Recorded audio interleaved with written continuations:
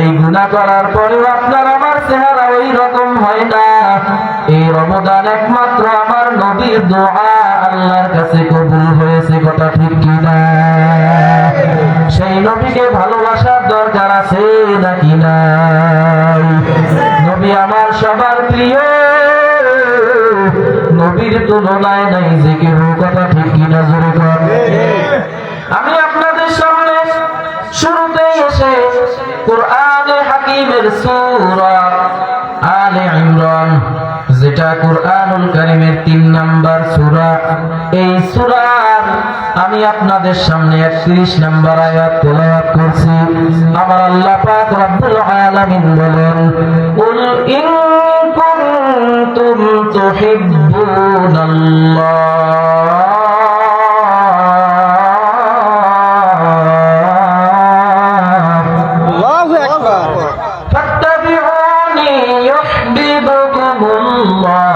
ويغفر لكم ذنوبكم والله غفور رحيم।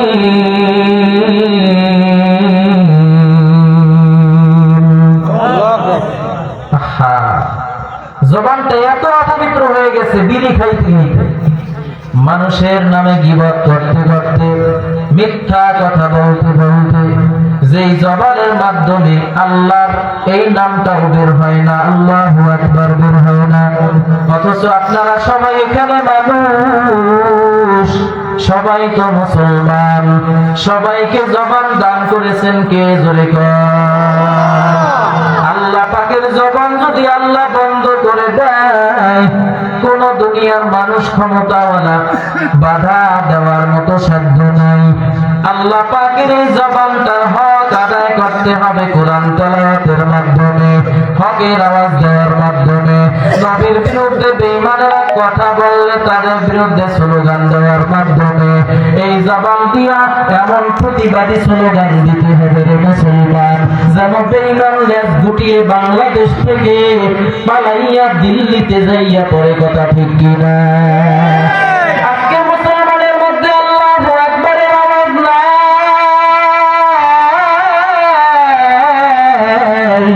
যার কারণে বেঈমানেরা নবীর বিরুদ্ধে কথা বলতে সাহস পায়, যার কারণে বেঈমানেরা কোরআনের বিরুদ্ধে কথা বলতে সাহস পায়, যার কারণে বেঈমানেরা আলেম ওলামাদের বিরুদ্ধে কথা বলতে সাহস পায়। জোরে কোন ঠিক কিনা? আল্লাহ পাক বলেন, হে নবী আপনি বলে দেন, কেউ যদি আমি আল্লাহর ভালোবাসা চায়, ফাত্তাবিউনি, তারা যেন আপনাকে অনুসরণ করে, তাহলে কি হবে? ইউহিব্বুকুমুল্লাহ, আমি আল্লাহ পাকের ভালোবাসা পেয়ে যাবে, আমি আল্লাহ তাদেরকে ভালোবাসা শুরু করে দিব। ওয়া ইয়াগফির লাকুম যুনুবাকুম, আমি আল্লাহ তাদের পাপকে ক্ষমা করে দিব। জোরে বলো সুবহানাল্লাহ। আল্লাহু গফুরুর রহিম, আমার আল্লাহ অতিশয় ক্ষমাশীল পরম দয়ালু, কথা ঠিক কিনা?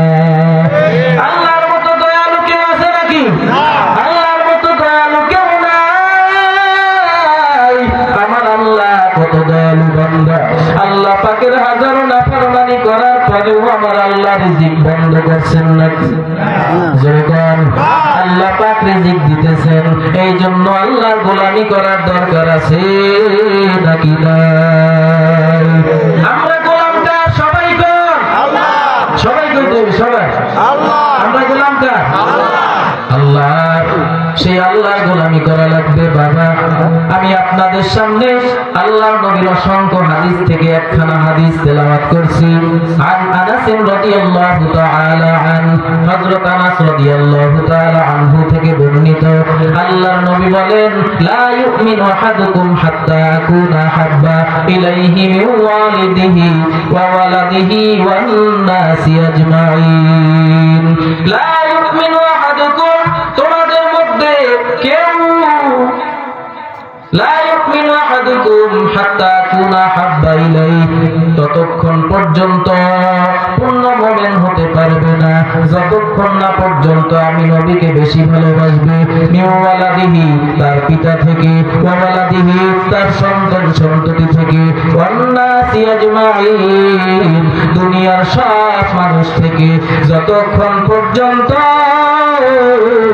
আমার নবীকে ভালোবাসতে না পারবা ততক্ষণ পর্যন্ত পূর্ণ মুমিন হওয়া সম্ভব হবে না।